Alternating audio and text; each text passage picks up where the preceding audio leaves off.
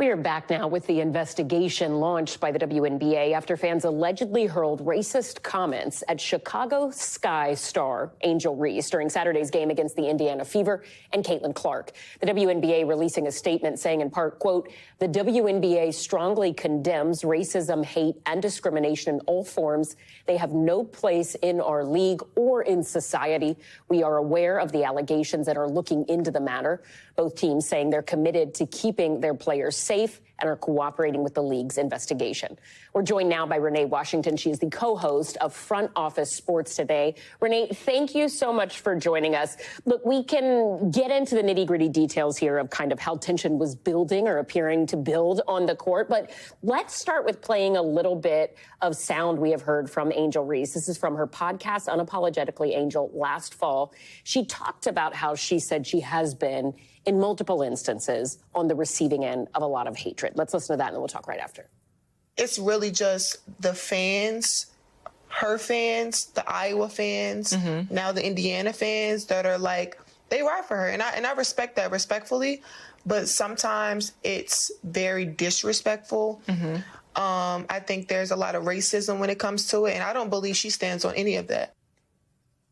And the her she's talking about in there is Caitlin Clark. Take viewers through how we got here, essentially, because what she's alluding to is tensions and issues with Caitlin Clark's fandom prior to even coming to the WNBA. It started with the Iowa-LSU rivalry that happened in March Madness when Angel Reese had the famous "You Can't See Me" John Cena reference to Caitlin Clark. And as we know, the Iowa fans have always rocked with Caitlin Clark and been so supportive of her. And so they've really taken that, and as she mentioned in her comment, it has evolved to now the WNBA as well. Now, the positive is the W has struggled with bringing their fans from the college game into the pro. So there's a positive. But the negative is, unfortunately, as Angel alluded to, that there is on a large group of fans for Caitlin that are sharing these racist, discriminatory comments to Angel and other players in the league as well. So they take everything, a foul, a hard defensive play, and unfortunately escalate it to a level that it's not, where it's really just a basketball play. So how did this particular incident play out on Saturday? Well, when you look at this matchup, every single Fever Sky game, all 5 of them this season, are nationally televised. They've been hyped up as rivalry games. We've been hyping up the Angel versus Caitlin matchup.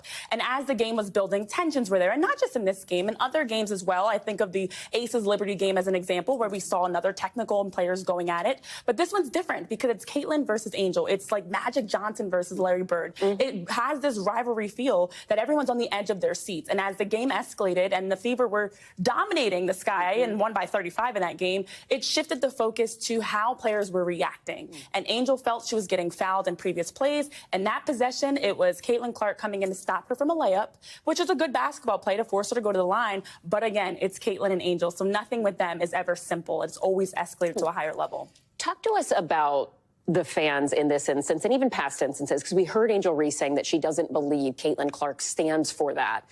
But apparently there is a consistent issue, Angel Reese feels, and others do as well, with her fans treating other players in this form or fashion. Is there a consensus amongst other players in the WNBA or other fans of the sport that they think Caitlin Clark should more directly be essentially reprimanding her fans and saying, hey, I'm not okay with this? Could she do more to stop it? And that's the tricky line that you have to toe, because for Caitlin and even for the WNBA, they're excited about this booming fandom that you're getting. I mean, from social media to game attendance to even the TV ratings, everything's been drastically increasing from last season to this season and definitely from 2 seasons ago. So you have to be delicate about how you handle this. I will say for Caitlin specifically and for the league, they can continue to come out with these types of statements. The WNBPA, the WNBA, the Fever, the Sky, they all came out with anti-racist statements.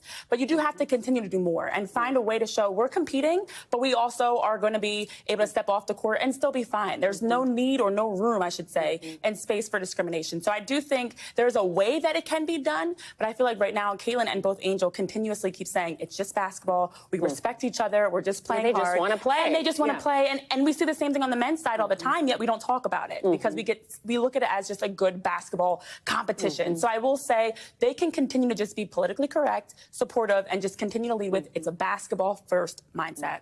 That is, in fact, their job, is they are playing. Everything else impacts them, but also not necessarily on them. I will say Caitlin Clark has said so far, in part, quote, there's no place for that in our game. There's no place for that in society, in reference to the alleged remarks made over the weekend at that game. Renee Washington, Front Office Sports Today. Thank you for being here. We appreciate it.